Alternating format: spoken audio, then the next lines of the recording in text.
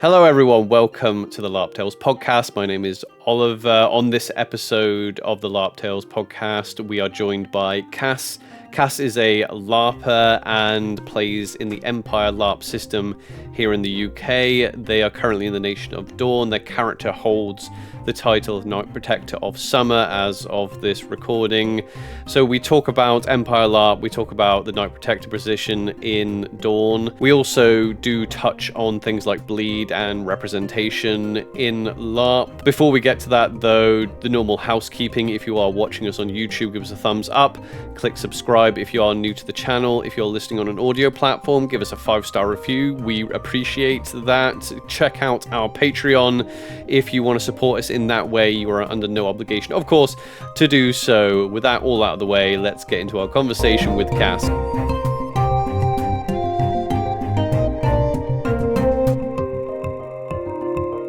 Hello everyone, welcome to the LARP Tales podcast. My name is Oliver. I am joined by my co-host Robyn and also our friend Cass. Welcome along. Thank you very much for coming on, Cass. Thanks for having me. How are we doing? Yeah, we're great. We're great. First, you know the drill. You probably I'm assuming you've listened to the podcast before, Cass? Oh yeah. Long time listener, first time caller. So you'll still call it. I love it. I love it. So you'll be ready for my first question, which is always the same question. How did you start getting into LARP? So it was something I'd heard about kind of in passing and from various friends who kind of had an interest in it, but never actually made the leap because, well, they lived in Scotland and England was a way away, or they lived even further afield than that. Distant land. And then, down south. Somewhere down south. And I was kind of like coming out of lockdown, and I was getting back into like hobbies that I'd let slip because you couldn't do them. So I got back into martial arts. I thought I was going back to cons and stuff, and I was like, this is something I could just do for myself. Like, I don't need to wait for someone to like invite me or anything. I could just see what's going on and try and get involved that way. So I literally remember putting in the post in like the main Empire LARP group, being like on Facebook, being like, does anyone from Scotland go to this thing? And people were like, just you wait, buddy. And then like about 40 messages like kind of jumped in from a lot of people from like the Glasgow and Edinburgh gang. So that's kind of how I got started. So you got dragged in with all that lot. Yeah, because there's quite a lot of them that come down, and they've been going for a long time as well. We are disproportionately represented, I think, for the size of group, like the size of the population we are. Yeah. Because I think it's because we've driven like 6-7 hours. Yeah. A lot of us, and so we're like, right, we're here to go. Like we're here to play.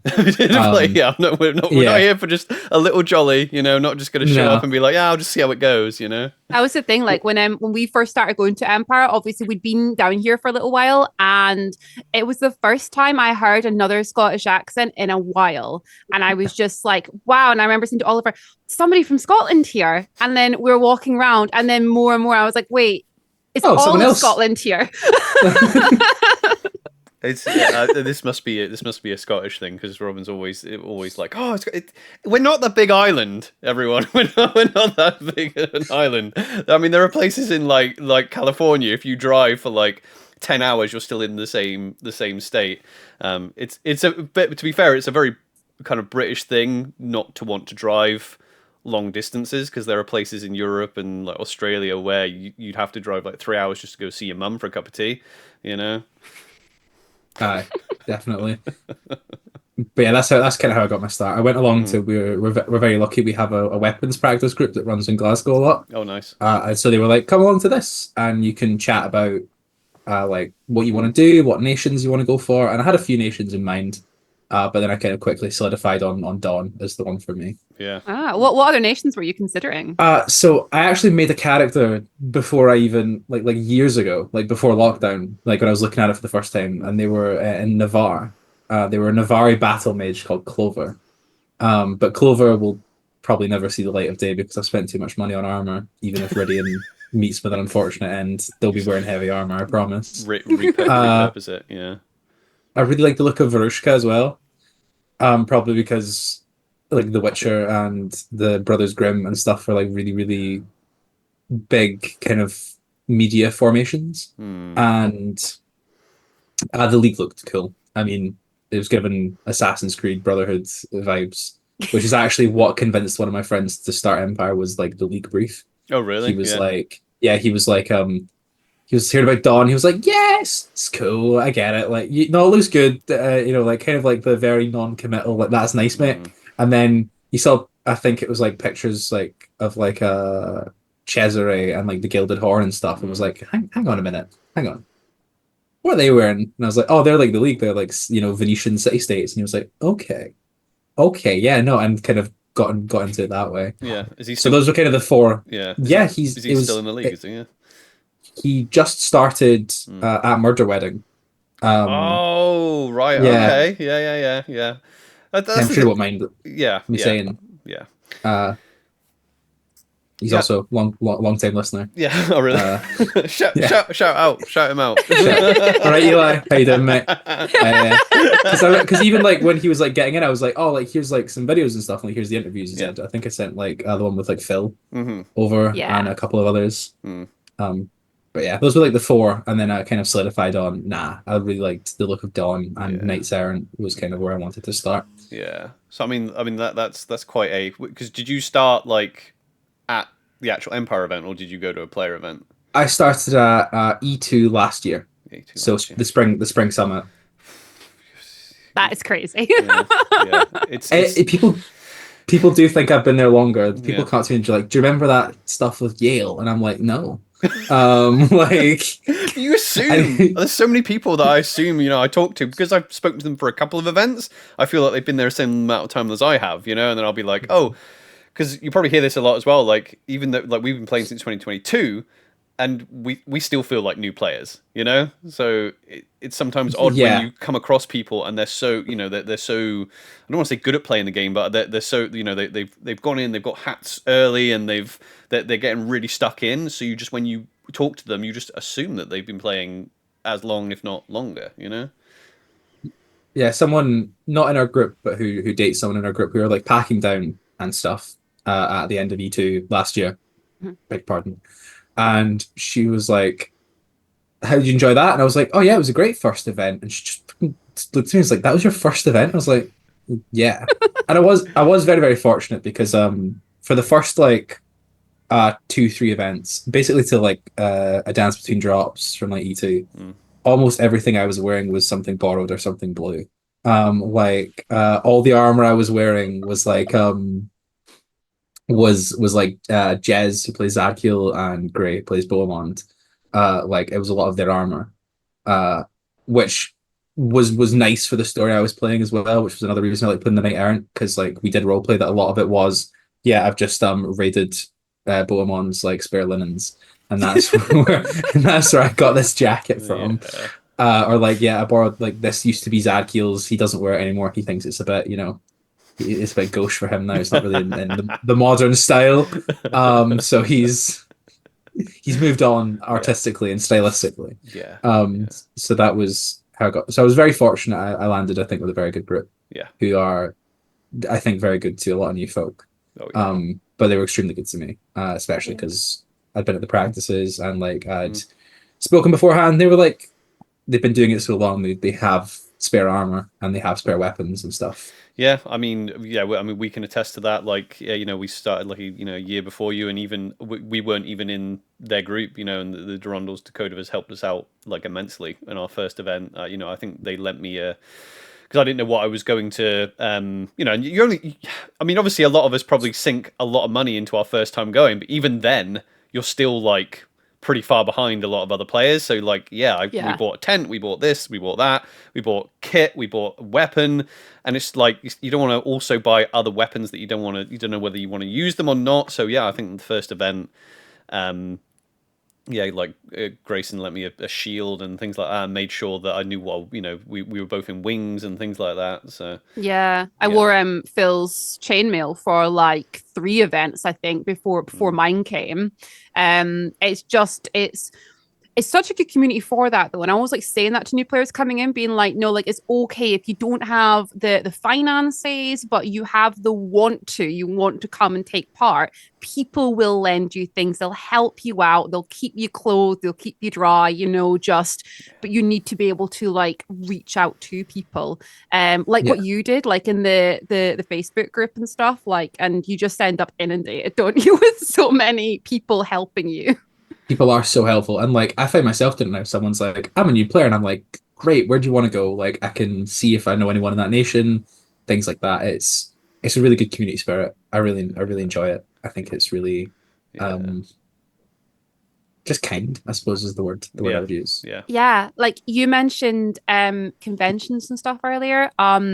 I find that the LARP scene is very different from the Comic-Con scene, even though both seem to like post that they're going to help, they want people into it. I feel that the Comic-Con scene can be a bit gatekeepery, especially with cosplay, compared to how much LARPers are actually like, no, we want new people into this hobby and we will go all out to make it happen.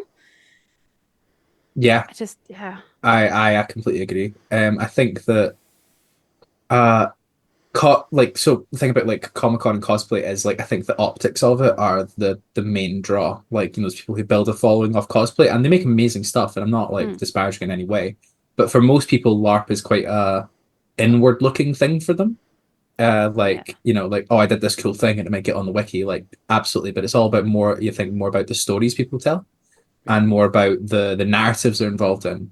And so getting people involved in that just strengthens the fiction, because you can have fun going to like Loch Lomond yourself in your armor, believe you me.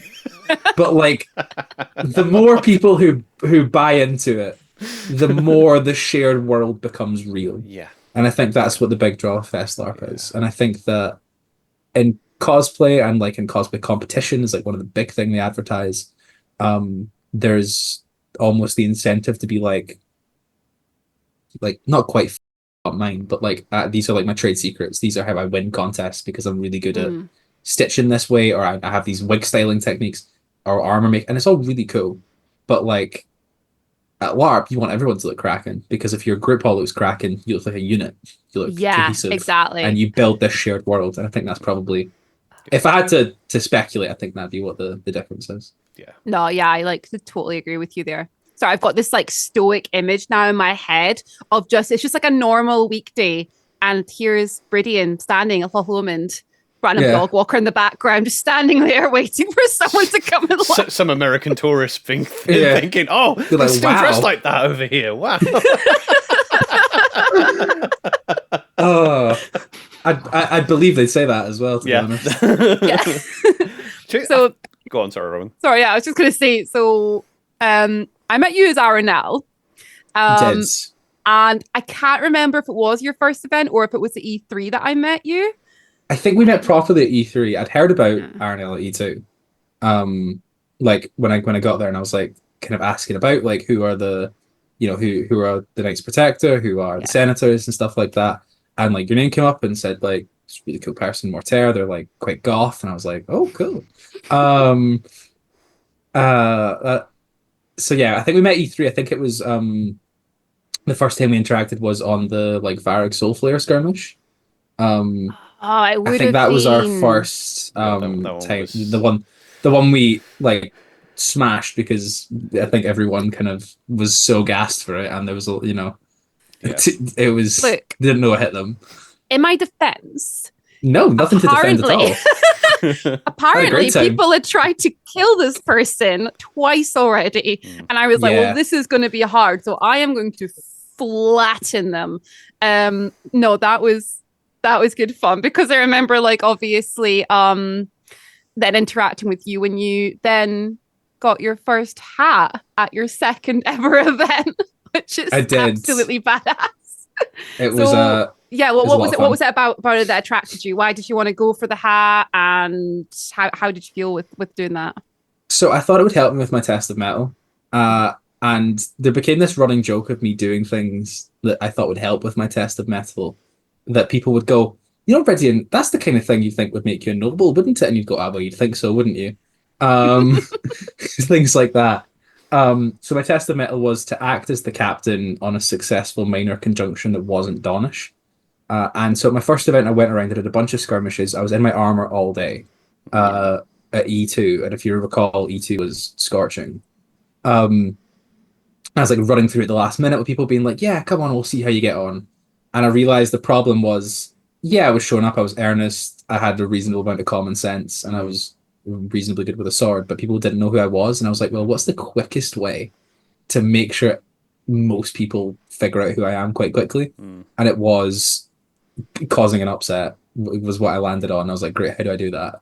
And so that was the main kind of initial draw. And then after that, I got really involved in the Summer Realm and its lore, and it's really cool. But it was almost incidental. Like I was calling Barry and Barristan at the first, like for the end of E3. I was like, yeah, I think Dame Orem has a tournament for Barristan, and they were, and my IC brother Thomas was like, Barry and Ridian, and so we had this like thing in the downtime where like besides the military action, which was like defending the Cold Sun on the Trods, Ridian has spent like a couple weeks just chained to a desk with like books in front of them, which was just me scouring the wiki for just anything about the Summer Eternals. This is, but yeah, that's yeah. I mean, we're laughing, but this is really good information because Robyn has said to me before. You probably want to talk about this, Robyn, but like the Knight Protector position is quite a good new player position, you know, and it's good to hear when you saying, oh, you're literally in the position of Knight Protector and you didn't know how to pronounce because you don't need. But my point is, you don't need to, right? Like to play this game, you do not need to be, and those of us that do seem like we know what we're talking about, we are pretending that's the aim of the game. We're pretending. The whole thing's pretend, yeah. Exactly. Yeah, like when it comes to like the Knight Protector stuff, I was like saying this earlier that I feel like it is such a good new person position because you get a lot of support in the sense that because it's settled with a tourney, you need to be able to role play with all these people and get them to back you, which is a great new player thing to do. And a lot of people tend to encourage new players into that role, which is nice.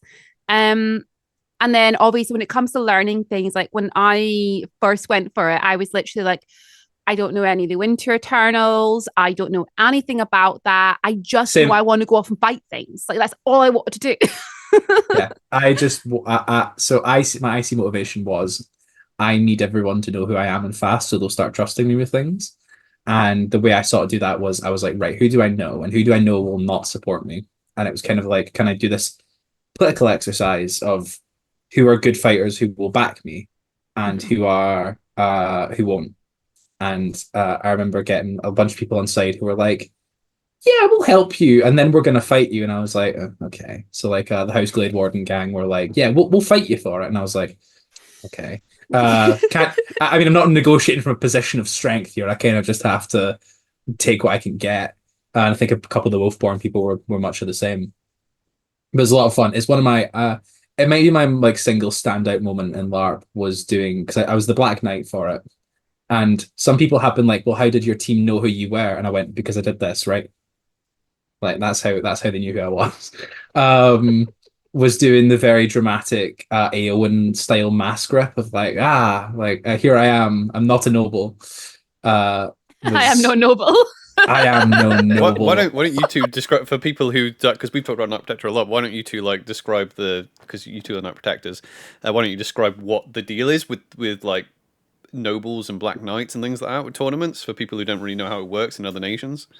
Oh, so some of it's slightly icy contentious. I've been speaking to Matt P about this because some people have taken umbrage with the fact that Knights Errant are allowed to hold the position, but they're not allowed to run for it, which is the size of a barn door. Like IC or OC. IC, they're not allowed to run for it. Yeah. They're not. So Knights Errant are not meant. Yeah, but I mean, are they taking umbrage IC or OC? They're taking umbrage IC. Okay. Nobody's like OC like that's cheating because it's not. It's. I'll put my hands up. Damon has an issue with it. I don't. I completely don't. but Damon. But I think it's cool. It's cool that it's. I don't think it's an issue in game. I think that it'd be cool to show out in game. It's a bit of an icy like. It's a very upstart thing to do. So basically, the notion is that the Grand Tourney is held 4 times a year, one for every season, and then the Night Protector is elected that way. And it is the last person standing after everyone else has been defeated or yielded.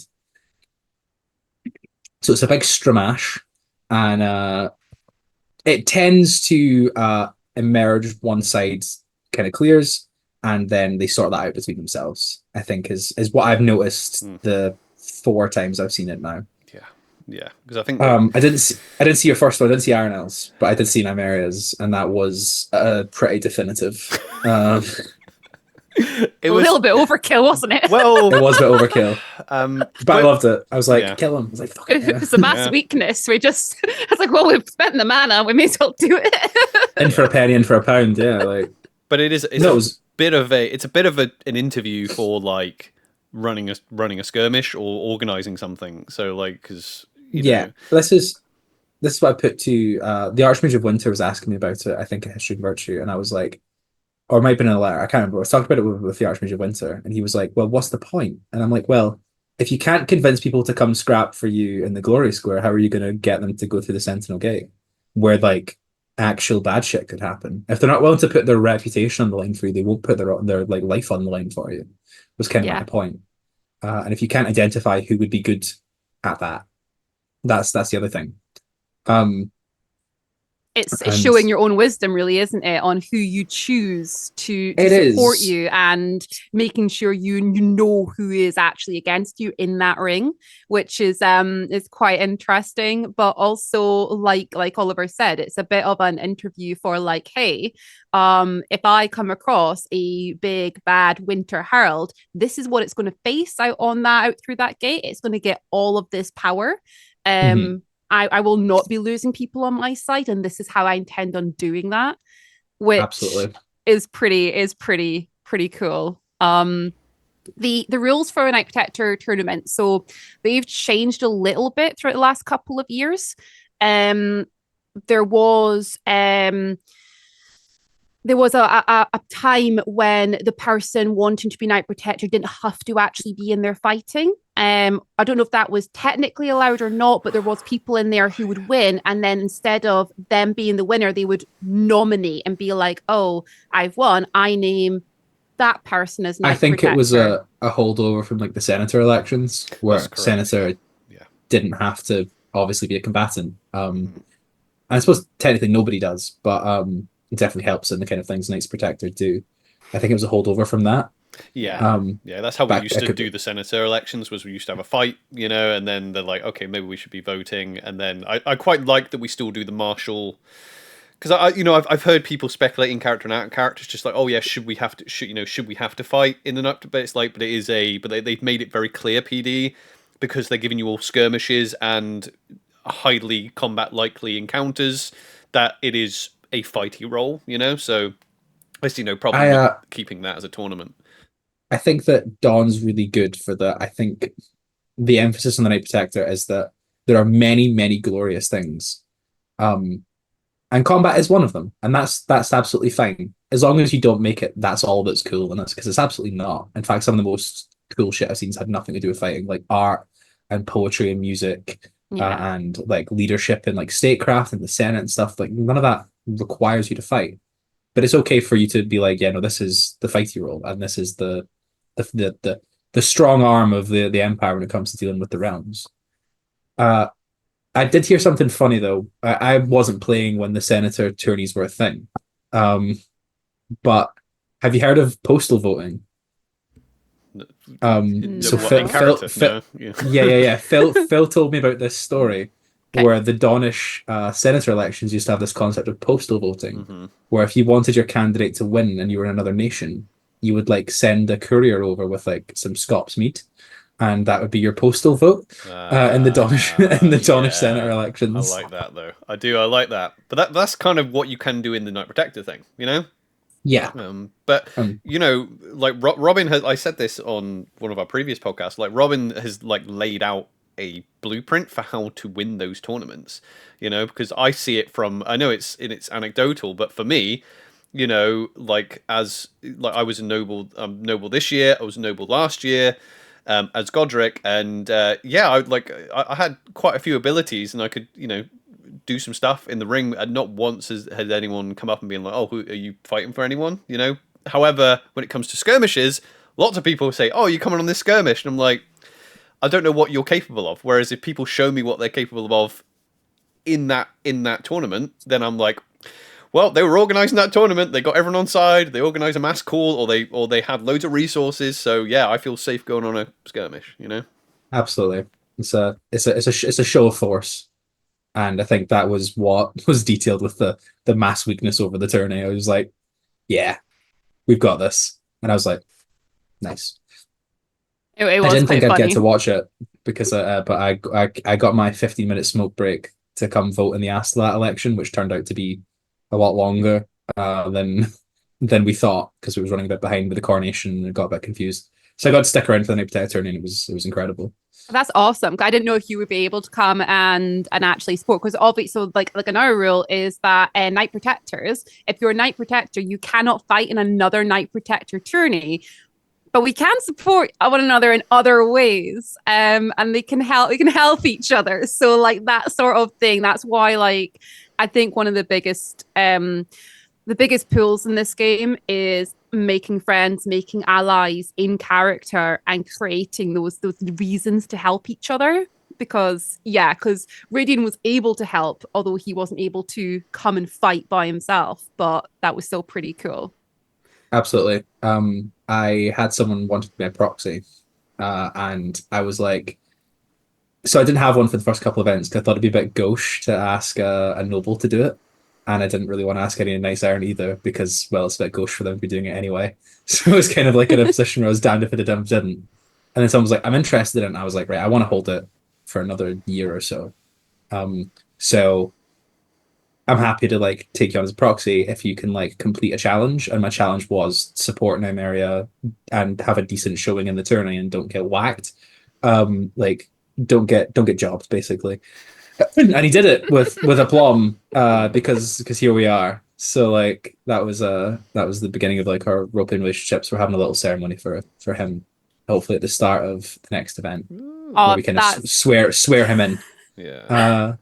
That's amazing. I like that though, like that sort of almost in a sense of creating other game for other people and everything. And it was quite I kind of really I was quite harsh to him actually when he came up to speak. To me as Nymeria, I was quite harsh because I was like why would you do this for Ridian? What exactly have they promised you that you can't accomplish yourself? And I was strict. Oof. I didn't realize how good he was till after.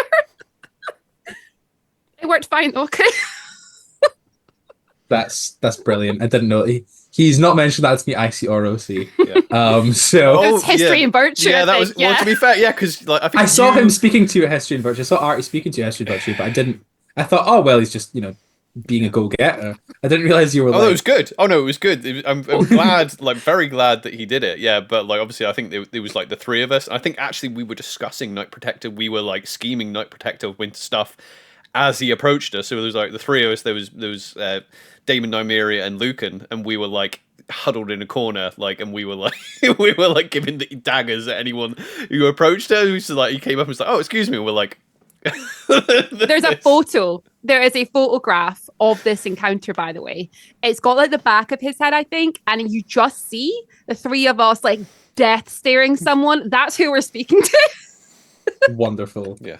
It was great though. We're so glad that he did come up and offer help because it was much appreciated, But thing is that's the thing. It was those sort of interactions where you're like, okay, you want to enable the role play, but obviously you've got a thinking character. You just got to be like, okay, that seems like a nice offer, but why on earth would you offer something like that? So, and I think he actually said what you just said. Oh yeah, no, I'm doing this for Ridian, and we were like, oh okay. I think my line to him was, and where exactly is your ambition? I was just damn.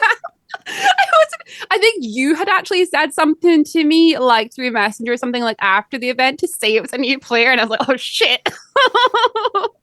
Oh well. That's a good thing to ask Yeah, a new I think player, that's- though. Like, people just ask me that. You know, I've been playing, like, you know, over 2 years, and people sometimes do that to me, and I'm like, oh, crap, what am I doing?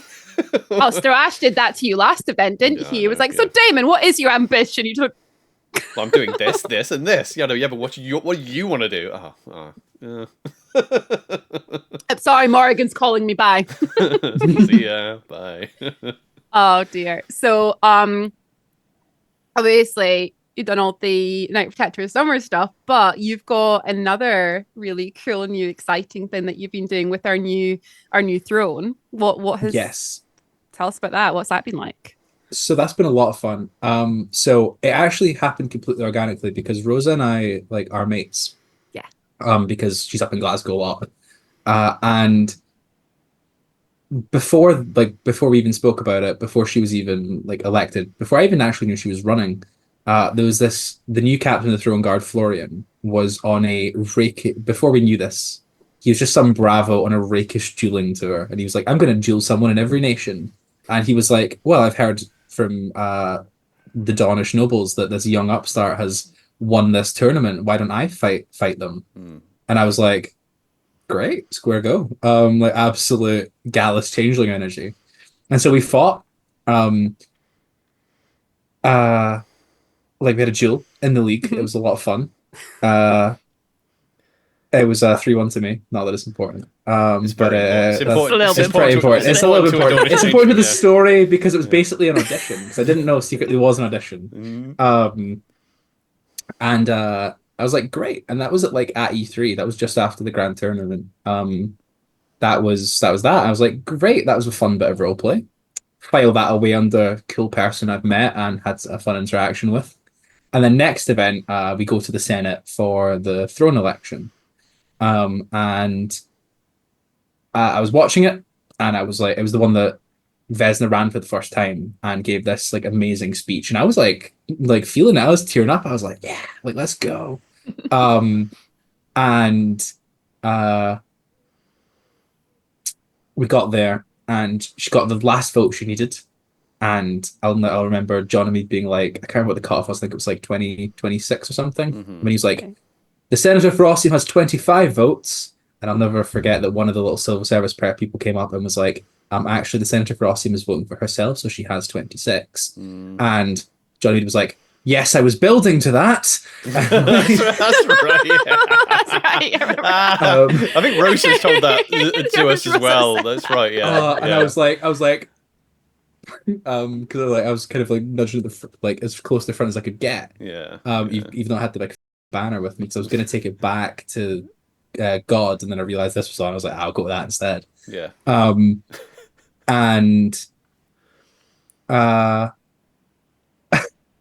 and then the place went nuts. And then someone went, I'm going to seek the veto, and I was like, I see, fucking livid. I was like, how dare they? Yeah. Like, who the do they think they are? And I like stormed back to Dawn, and I was like, no, like this is the throne. Like it's gonna be Emperor Vesna, Empress Vesna, and if she wants to be Queen of Dawn, well, I'm first on the field for her because I'm a noble now. Do what the fuck I want, and like was kind of espousing Vesna's virtue and stuff.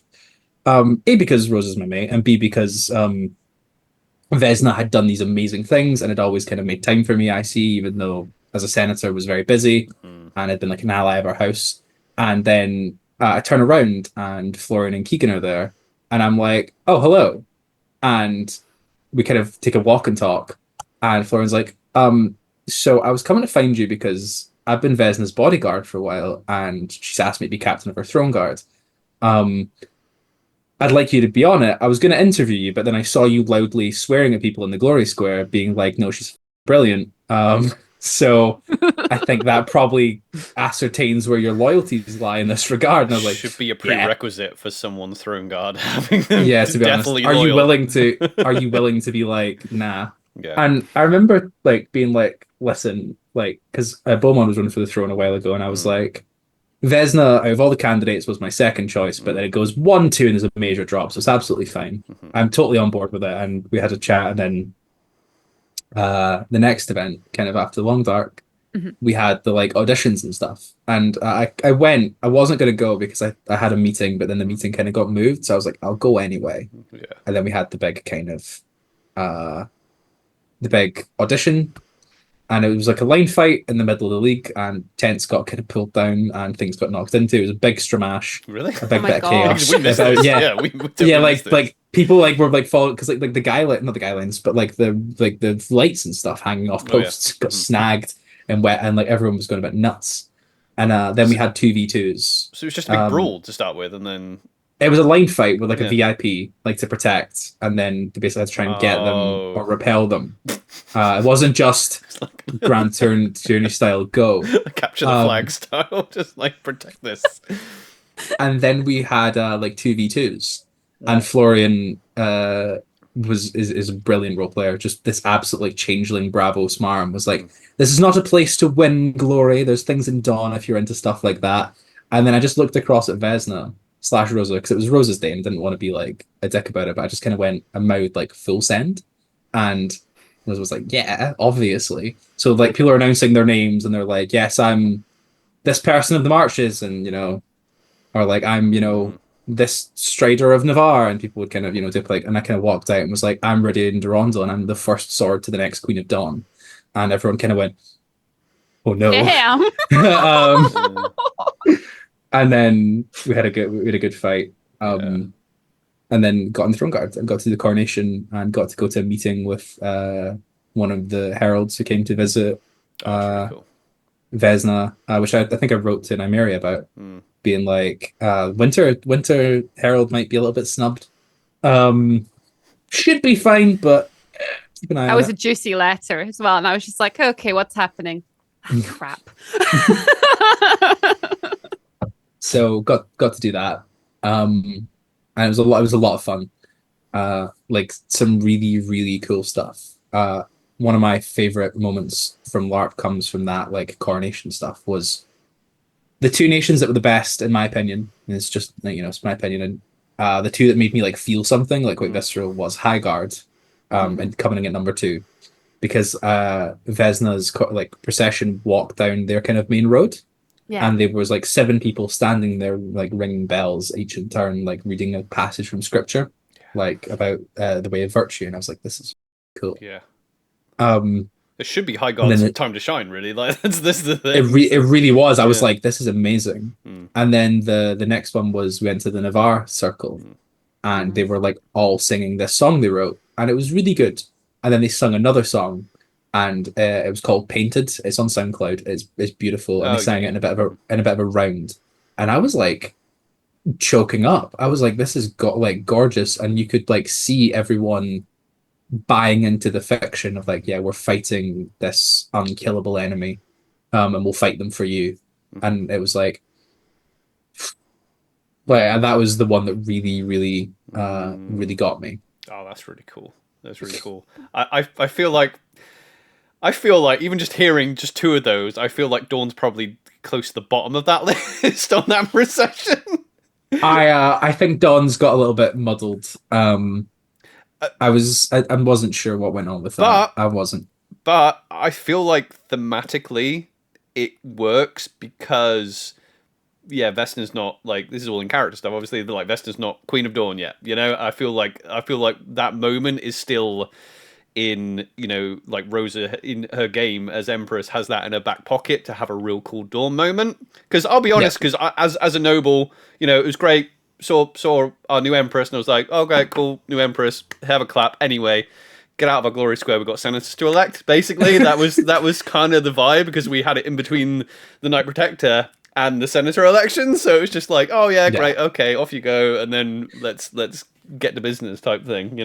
There's a great quote about it on the wiki, I'm sure. That's Dawn fights for their Empress, but they die for their queen, which is cool. I think which is a cool one. That's cool. That's again. I'm looking forward to that being a thing. If it comes up, or if Vesna just never decides to do it, I think it'd be really cool to let it all happen organically. If there's some kind of tension between Dawn and the throne, and then that's the moment.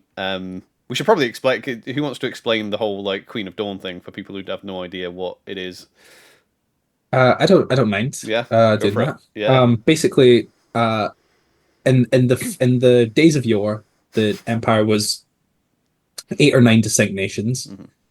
and the first Empress went about being like unifying these people under the way of virtue because she discovered that all human souls reincarnate and thus all humans need to be brought under the way, and we have more to benefit fighting our enemies than each other.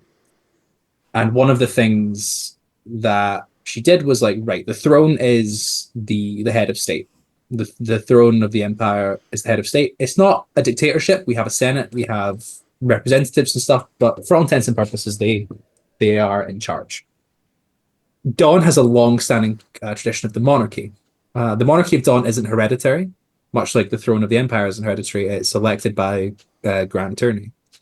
Um, so any noble, I don't know if it was any noble or any earl could claim it, but I think it was noble I because think the it was first noble. empress Yeah, Noble, yeah. wasn't an earl. She married into a house. that's right. Yeah. So the first empress did her test of mettle, which was famously jumping over the river on her horse, because jump over the river was your away you go test, but she had a horse, so she could do it. Mm-hmm. And then she got proposed to by the then King of Dawn, and very shrewdly, the first Empress's Earl made the test renounce your monarchy. And so the king was so in love, King Roderick, he did so and married the first Empress. And then how Dawn joined the Empire was basically the nobles fighting in support of her claim to the throne versus the nobles who fought against. And it was a bit of a scrap, but the first Empress emerged victorious. After that, Dawn didn't really want to get rid of the Queen of Dawn. They thought it was an important cultural landmark. So the compromise was reached that you can have a queen or a king or a monarch, but the only way we'll allow that is that if it's also the throne. So the only citizen in the empire, most of the time, that's allowed to run for it is the current throne. So that there's not a conflict of loyalty between, in times of war, in times of strife, do they look to the throne or do they look to the queen? And it's kind of a symbolic way for the nation to adopt the throne as their own in a way that they aren't. Because I started this meme, and Marketplace Looking is like a really big fan of it, which is just, well, the throne might be Varushkin, but the first Empress was Dawnish. Yeah. Yeah. Of course. Yeah. Of course. Lucan's. Yeah. Loves that. Lookin's big on Yeah. the first Empress was Dawnish because she was the Queen of Dawn. She got married via test. She was Dawnish. So it's a way for like that to happen. So I won't say much about Rosa's plan for it because that's that's her game. Yeah. But I think it would be a lot of fun, and I'm gutted I missed the last one. So I've definitely made it part of my game that Ridian is very, very keen on the idea of Vesna being Queen of Dawn. But like my it's point, it's up to them. Exactly. If they decide to go for it. And my point with the attitude of like, because a lot of Dornish players are playing it like that as well, because it's like you haven't proven it. A bit like your friend coming up to us at History and Virtue being like, oh, I'm going to do this, and it's just like, okay, well you've got to go do the thing, and like do prove us your glory, because you haven't got those positions until you've proven it. Like the Knight Protector, you've got to go in and do the thing, and then you literally have our loyalty. That's how it works. So obviously Vesna won the throne fair and square, but that test of metal is it's like the heart of our brief.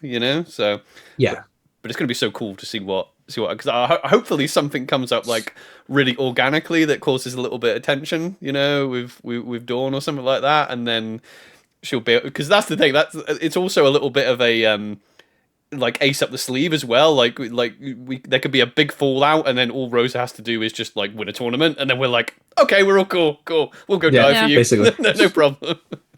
Dawn and Varushka relations are a weird kind of all-time high though.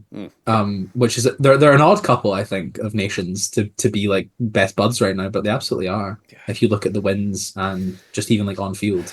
It's there's a lot of interesting things at the minute between Dawn and Varushka, like you said, and the wins are a really good way of like going into that and everything. But like, I'm waiting. I'm like, are we going to become even closer, even stronger, even more unified, or something is going to happen? Because we are very different nations. Like, obviously, all the nations are very different, but Baruch and Dawn are very different from one another, and I'm just waiting for something to happen there. We're too pally with a lot of people at the minute. We're way too pally with we're too nice at the minute. The marches. The marches. Just about to say the marches. Like, yeah, like we were speaking to someone the other day, a marcher, and I was just like, I like it because I love my marcher friends. But when we started, I don't know if because you started a bit later than us, Cass, but like when we started at E1 2022, it was like right after COVID, right after that really long dark. I think there was a big influx of new players. The relationship between Dawn and March was quite tense. Like it's quite a rivalry, like a sporting rivalry, but a proper sporting, not a friendly rivalry. A lot of the time, sometimes it was quite sporting. Especially with like the Brock's Toll stuff, they would come over and jeer at us and throw stuff at us and things like that. And they would charge us more for drinks over in the marches and. You get funny looks if you came to the marches as a Dornish noble, all that. But since like the barons and all that, and all the things that happened with Matilda Fisher, and now like those two storylines of kind of wrapping up, we seem to be best of buds at the minute, and I kind of want that to change a little bit. Oh, the tiniest thing would change it, right? Like the tiniest thing, yeah. like. We'll steal their foot the ball or something, and that'll be it. We'll be back to our good old Someone ways. Punctures it with their metal spurs. Yeah. Oh, that's a good one. Someone did tell me, like, I don't know if it was one of the Durandals, but like, so I have a very like friendly thing with a couple of marchers where I'm like, it's our little cousins, and they're like, they're our older cousins. 10 years ago, that might have got me like hit, like. With a LARP safe implement, but like, do you know what I mean? Like, it would have been like those would have been fighting words to call them our little cousins. And now it's like, you wayward kids pretending glory's not cool. Like, it's like, we need something to kind of just spark a little bit of that, a little bit, because I like that. I like the fact that there is like history there. Mm-hmm. Yeah, absolutely. Yeah, no, I just. At the minute, so like we said, when we first joined, there was a lot more. I feel there was a lot more conflict in general between the nations. Do we think we now have the Cold Sun as an enemy? Do we think that is in some way unifying us a little bit more than before? Or because I feel like we're all getting along a little too well at the minute. I don't know how much I can say. I think there are people who are very, very pissed off with one nation in particular. Urzen. Okay, yeah. Yeah, okay. Okay, we're gonna, no. I was going to say, I feel like Urzen, I feel bad for Urzen because, they seem to be the ones that get picked on, so, but it'd be better if it was the bullying was spread out more, basically. That was sort of Yeah, I think someone said like a while ago at the start of things, and I'm only kind of speaking secondhand, but everyone was kind of playing Game of Thrones a bit with the nations, and everyone was like, but then as nations change in size and some just get ludicrously bigger than the other, the amount of kind of staying power and resource they're able to access kind of becomes a lot disproportionate. Yeah. And I think the smaller nations are more likely to become the community punching bag for a little bit. I do feel bad because I've got mates in Urzen, and I think it's a cool brief. Yeah, it's a really cool nation. Unfortunately, there was a massive public fuck-up, and I think everybody jumped on it and thought they were the only one doing it, and no, like it was actually what happened was about a massive pile-on, and I feel bad about that because I think a lot of people sometimes approach PvP in a way that's like, well, I'm playing the truth of the scene, and like you would be pissed off about this. You're pissed off about a lot of things, but sometimes you just kind of have to go, right, how many people are piling in right now? Maybe that's enough. Maybe there's enough people giving them the game of being told off. Maybe not everybody has to do that.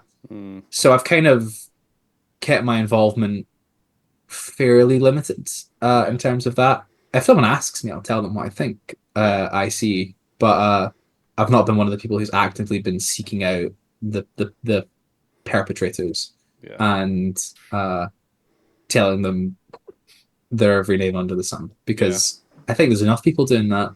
Yeah, And I get there is.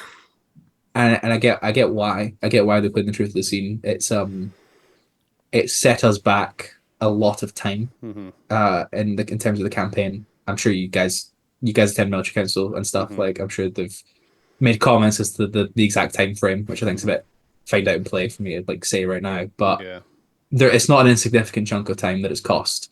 And the cost in fictional human/orc lives is quite big. So it's definitely an emotionally charged thing.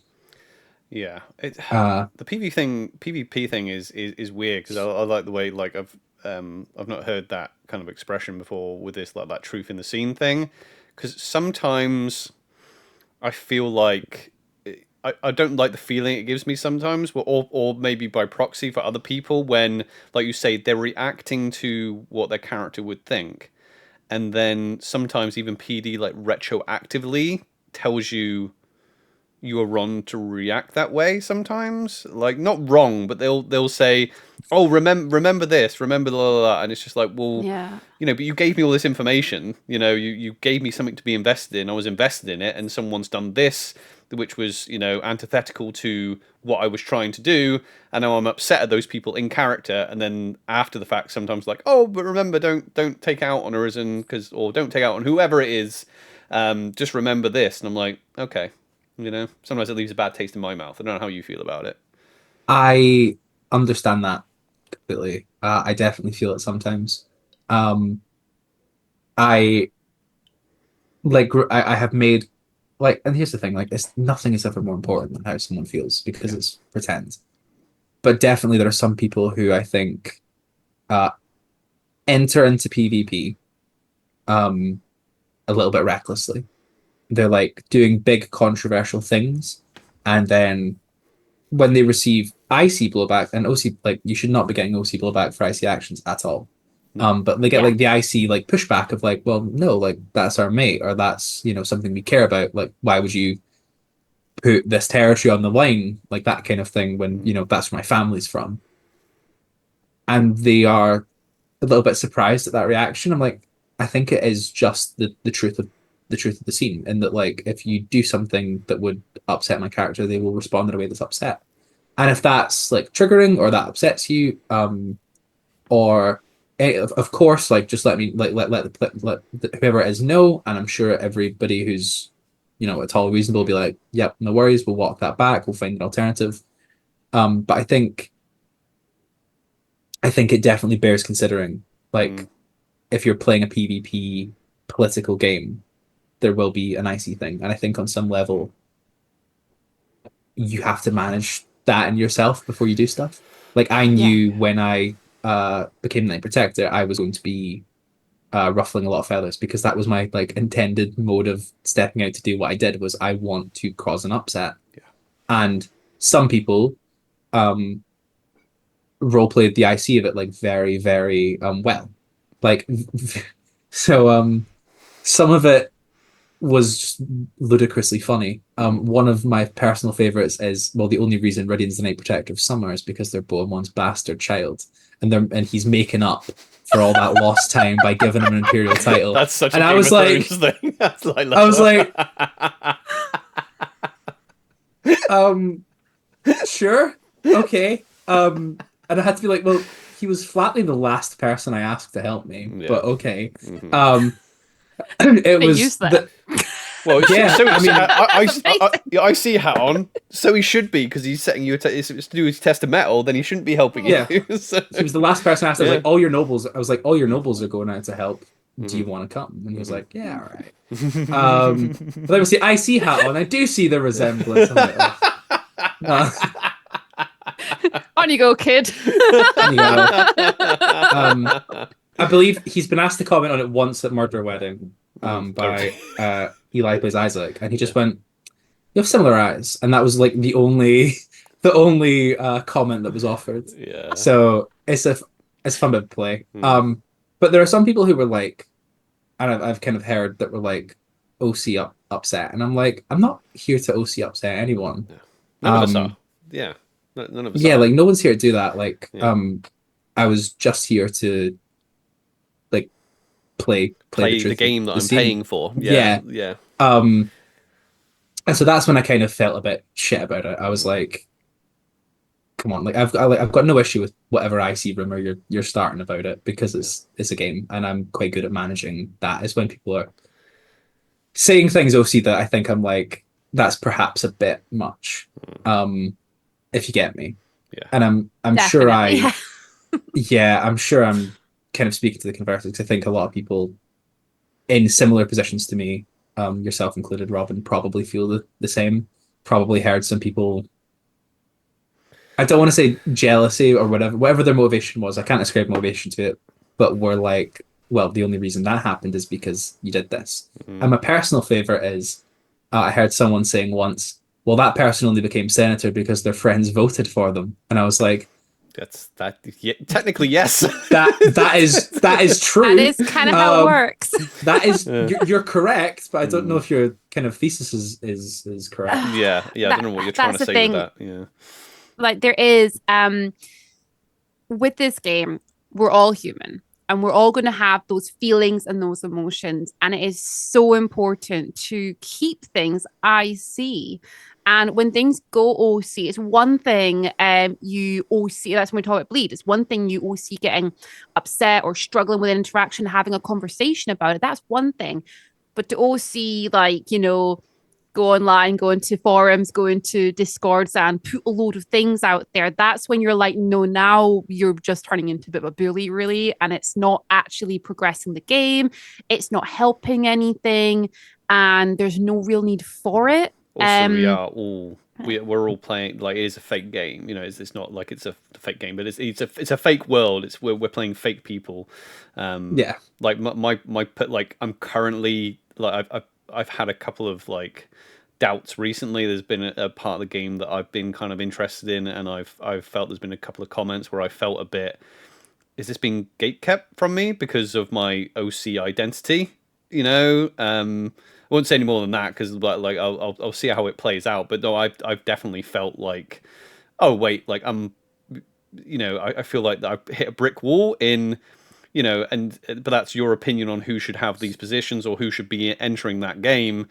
But I'm paying the same ticket price as you, and we're all playing the same game. Just because this person's the Empress and this person is someone who runs a bar, they're both paying the same ticket price to play the same game.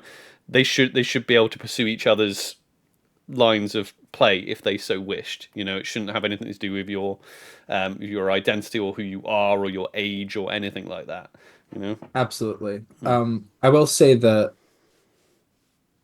I won't speak for any individual case, because I don't think it's appropriate. But I will say that I've noticed it happens more to younger players. It happens more to femme presenting players, to ethnic minority players, and to like nationally marginalized players more, and definitely visibly LGBTQ players as well. I think they tend to get it the most, because some of the comments I've heard about these people simply would not be said if they were not that characteristic. I won't get any more specific, because I think it's quite a heavy topic. Oh no, it is. Yeah, we are. Yeah, we are. I can speak on it, but it's something I've noticed from all my friends and people who've told me about it. One of the most common reasons it's picked up is generally one of those. Yeah. Yeah. It's, you know, it's a heavy topic to kind of wade into. But I mean, there's, I mean, one of the things that is good about the setting is that it's supposed to be gender blind. And obviously racially blind, for you know, humans in the setting. But the other sometimes issue with that is that because it's not in character, because it just doesn't exist, you can't actually discuss it in character. You know, so the problem is then.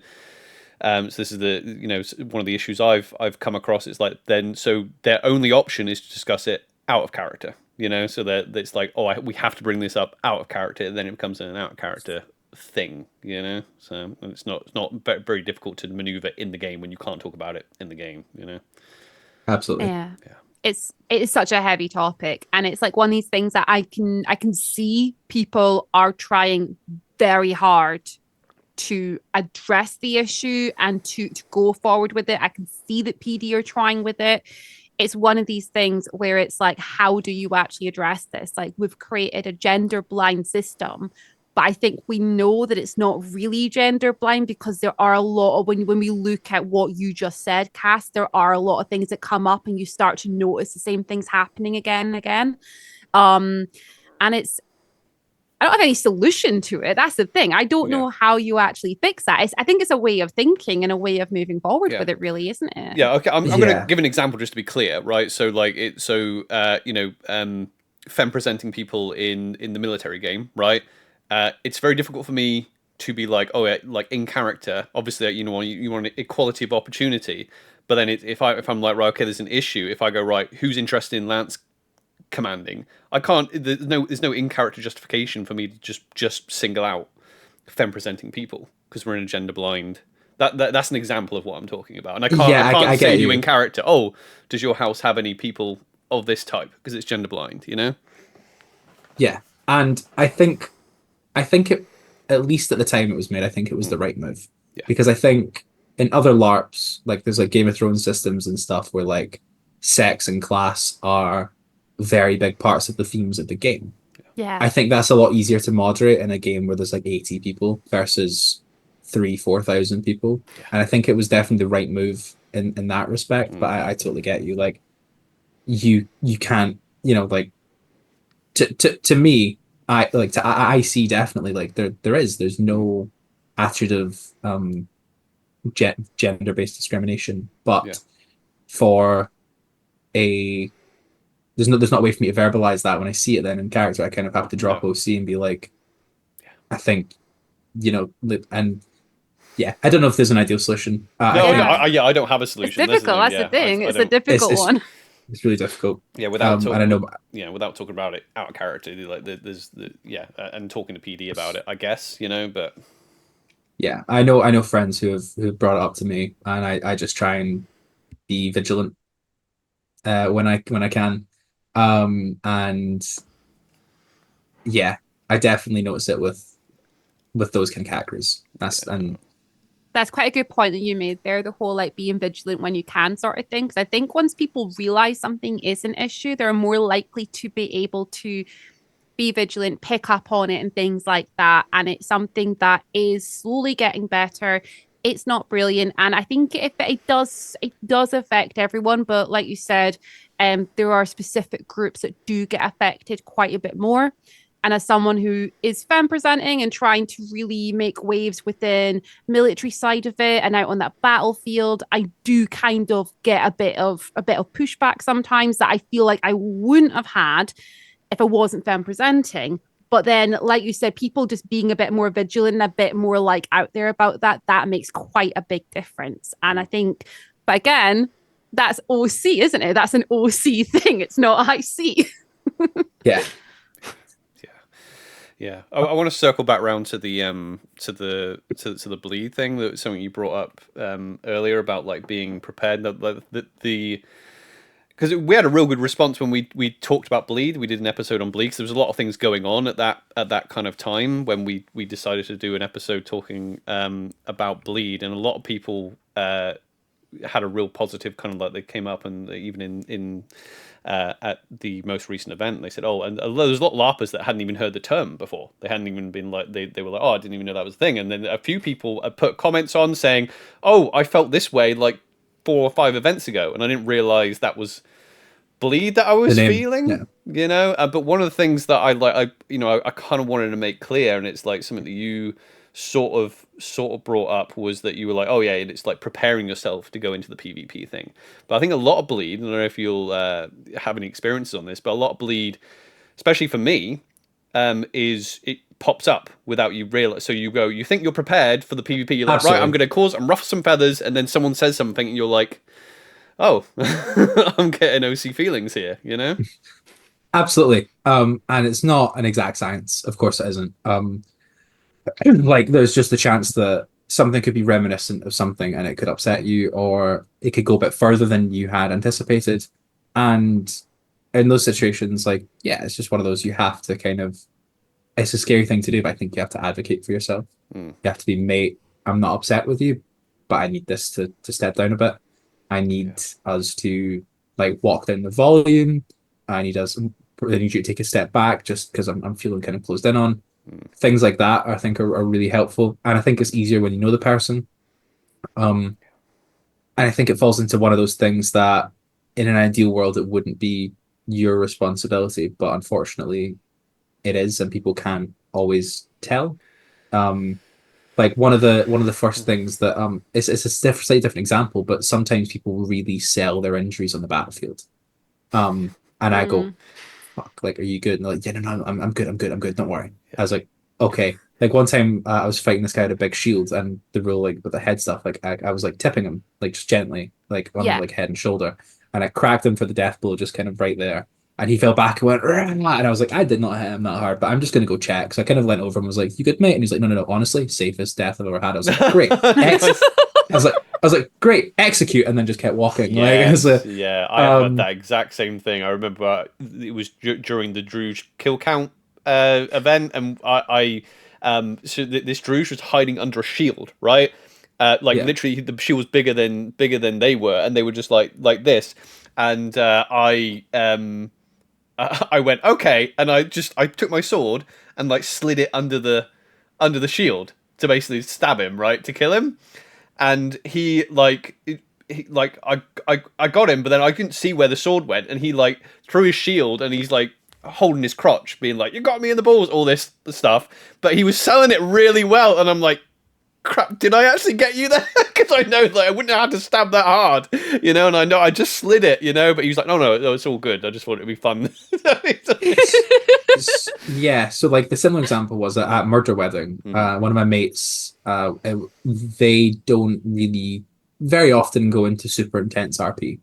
The character they play is she's like an artisan socialite from the league who kind of, heard Sarvos was burning and was like, well, it's a good thing we're not there today, isn't it? Like very kind of nonchalant. And I saw them crying, and I was like, are you good?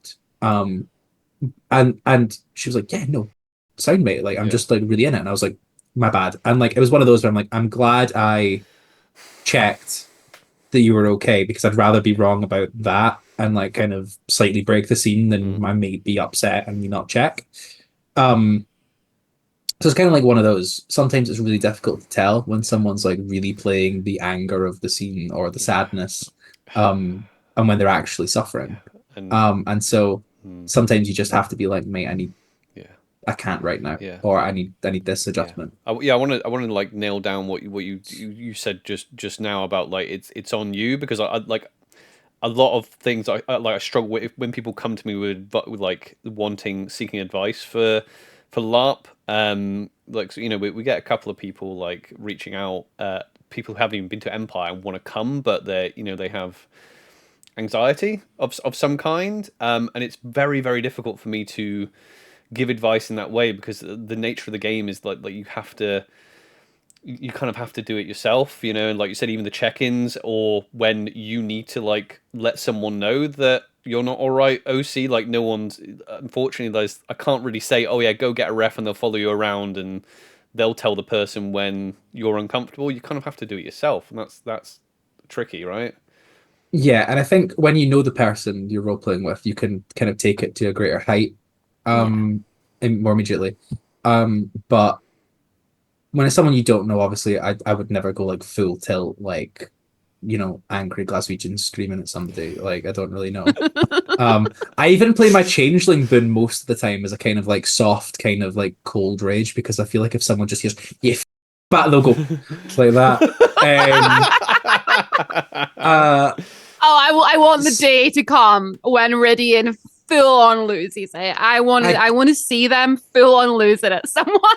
I did actually on the battlefield last time it was me, Beaumont, and Martin. And Martin isn't looking, gets knocked off his feet, and I kind of like have to put myself between him and two Grendel spearmen. I was like, don't you touch my brother, you wee shite, I'll kill you. Like, and I like, don't you dare, like, absolutely like pure changeling rage. So when I say that it's on you to advocate for yourself, I don't mean that you should just when in your roleplay be reckless. I think you should be sensible and like if you don't know the person, don't go up and just be like, "You let my family die, you piece of shit." Like that's not fun for them. They're gonna be like, "Who the fuck are you?" and like kind of freak out and pull them out of the game. Yeah. But at the same time, if it's like if you're even with a friend, like it's absolutely okay for you to be like, "Mate, I can't right now. Like, I need you to like you're at a 10, I need you to be like a 5." Yeah. Yeah. And it can be it can be tough and it's scary and like sometimes you're worried you're going to upset them, but like honestly every time I've done it it's always been better after the fact. Yeah, It's always made yeah, because you see it. Unfortunately, a lot of the time you see it, and it's probably got past that level. Like you know, I think we've all seen those moments on the battlefield where someone gets a little bit like, oh yeah, what you know that they break, and it's just like I don't know if maybe some calibration was done a couple of interactions ago or a couple of seconds ago. Like, hey, like just you're not pulling your blows, or yeah, I know this is a line fight, but like maybe you're going a little bit too hard on us or something like that because but letting it get to the point of like, oh no, I'm in a bush and like I'm trying to say OC and it's difficult to tell whether someone's being OC at that point when they're actually mad and being like, right, get away from me, and they're like, you're like, okay, cool, stab the Druge, and they're actually saying, yeah, get away from me. It's probably don't let it get to that point, maybe. absolutely. Yeah. It's I think like yeah, like it takes a second to jump out of character and say, I'm not comfortable with this. Can you dial it down a bit? I'm not feeling great. I jump away. And it also takes a second out of character to be like, hey, my character is super angry with you. I know we don't know each other that well, but are you okay with that? It works both ways. And I've had it both ways. I've had somebody be like, "Hey, my character is really annoyed with your character. Would you be able to handle this?" At the time, I wasn't. No, actually, no, Yeah. I can't handle that Not at all. not today, mate. Yeah. I do have I did get a fun one on a night skirmish, like the kind of OC safety check stuff, like for like the Yeah. practicalities of like we're doing sport fighting, with someone nearly decked it over a tree stump, and I made everyone back off to come forward, and I did the line from Troy that was like, get up, not gonna let a tree stump take my glory, and it was like Yeah. yeah, it's one of those. You just I think you should approach interactions with people you don't know, obviously, with the same care and consideration you'd want someone to show you. Yeah. But at the same time, you have to advocate for yourself Yeah. and kind of manage your own bleed and tell people that you're struggling. And Yeah. like they'll either be absolutely signed with it and they'll be like, yeah, of course, or they're not really someone you want to roleplay with anyway because they're not treating you with the respect you're due. Yeah, maybe the advice sounds something a little bit like, if you're a kind of newer role player, or you're not confident in that kind of conflict, maybe get some friends and plan it out. I think that's like say, okay, Yeah. I'm looking to explore more. Like I want to try and get into more PvP. I'm not quite confident yet. My character is going to be whatever cursed, or they're angry about something that happened to Barons. Can you and I, like as buddies, can we orchestrate something, that we can play out on the field? I think that's maybe a good place to start. Yeah, like a dry run. Absolutely. Yeah. That's one of the reasons that I think the like weapons practices and stuff for like safety reasons is such a big thing. Like have a dry run at it first. Yeah. Like the nuclear skirmish, have a dry run at it first before there's stakes, before you're pure in it. And you have to The new player for the skirmish is fun. It's really fun. But yeah, it's almost like it reminds me of like like puppy parties, puppy training. You know what I mean? All the puppies are like fighting each other, and they don't bite each other. They don't know how hard to bite and things like that. I think outside of it, definitely try that. Definitely go for that. I do think that players that have a bit more experience, like unfortunately, yeah, you are the people that are going to be setting the standard. So if other new players, because I know when I was a new player, I looked at people like Beaumont and Zadkiel and I went, right, okay, they're doing that, I'm going to do what they're doing. Like they're playing the game. It's immersive for me to do what they're doing, but also from like a rules point of view, like if I see someone who is a player that's been playing a long time and they are acting a certain way with their sword, I'm more likely to copy that. So as like a player now that's been playing for like 9-10 events, like if I'm out on the field with my big sword, I am like very obviously pulling my blows, you know. So hopefully other people go, oh yeah. And the same with roleplay. So I would hope that people would see the roleplay that I'm doing and go, okay, that's how the roleplay etiquette works, you know. So Absolutely, absolutely. That was a big thing for me joining, was like having people who've been at this a while that I could kind of look at and be like, right, what are they doing? What's the etiquette of the hobby? What is the rules for like conflicts, physical and kind of verbal? And it was a big help. Yeah, I looked at a lot of the same people and many others. But it was super useful. Yeah, awesome. Right, Cass, we're at time now. You've got platforms. Anything else you wanna say? Anything you wanna plug? Anything else? Well, you've got the Yes. I stream on Twitch, at Red Robyn Cass on Twitch. Nice. I chat about LARP when LARPers are in chat. So if you want to come pick my brain in a forum where I'm much less guarded because it's a live stream, I'll be like, yeah. And then I'll just go on a tirade about this. Oh, mate, let me tell you about this drama that happened. Oh my god, do you know what the throne got up to last event? Like, nah. And I'm also looking to potentially for my partner stream a Curse of Strahd game. Nice. That I'm going to DM. I'm kind of setting up that. I'm reading the modules for that now. And I'm going to go absolutely full send on it because I don't do things by half. And yeah, I hope to see you all at Empire. Please come say hey. It'd be great. On matters of the Summer Realm, on matters of being an audacious knight, anything like that. Please do come say hey. Yeah, that goes for all of us as well. By the way, like even if we're playing like pompous or evil-looking characters, then please come up. We do want to roleplay with you. Please come and speak to us if you spot us. Can I just ask before we wrap? Just on that note, pompous evil characters. Does the Mortaire have like a tagline when you're like briefing people for their like to come play in the house? Oof. No, well, actually, no. Like I think the not to get too into it.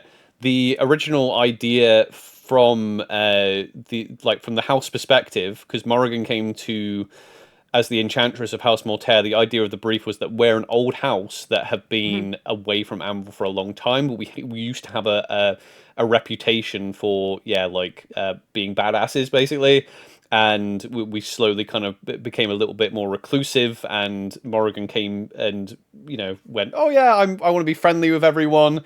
Because she's the more friendly, or she was the more friendly one of the family. But now since the Barons have been, because it kind of worked out that a lot of us have come into the house now, because as the Barons have been liberated, a lot of us have moved back to Weirwater, and now we're showing up. The more family members are showing up. So if people wanted to be a nice, friendly person in Mortaire, that is fine. Even if they wanted to be to be fair, like it's all about gameplay, right? So if people wanted to be a summer mage in House Mortaire, none of us would have a problem with it, or a summer changeling. But we just took our spin on the brief, I just asked because for me, when I was joining, like in that like kind of initial rush of invites I got and stuff, House Toronto was pitched as the Lannisters mixed with the Kennedys, and I was like, oh. Okay, yeah, I can vibe with that. Yeah. I think a tag like that. I think at first Mark was like, oh yeah, we're like the kind of Addams family. Yeah, he was really wanting to go for the Addams family feel. Yeah, that was brilliant. The friendly goths, but I think we're turning more and more into like House Targaryen. I think from like House of Dragon. I think we're turning more and more into that. Brilliant. Also, well, right. Thanks for having me. Yeah. A pleasure, mate. A pleasure. Go follow and subscribe to Red Robyn Cass. Was it? Yeah, we'll put all the links down below. Awesome. Right, we'll wrap this up. We'll say goodbye to the podcast, everyone. Right, see you later. Bye. Take care. Bye. Thank you very much for stopping by. If you enjoyed this episode, make sure you let us know down in the comments section below. Make sure you give us a 5-star review if you listen to us on an audio platform. Make sure you like, follow, subscribe, all that good stuff. Go check out the Patreon. Until the next time, though, we love you very much and stay safe.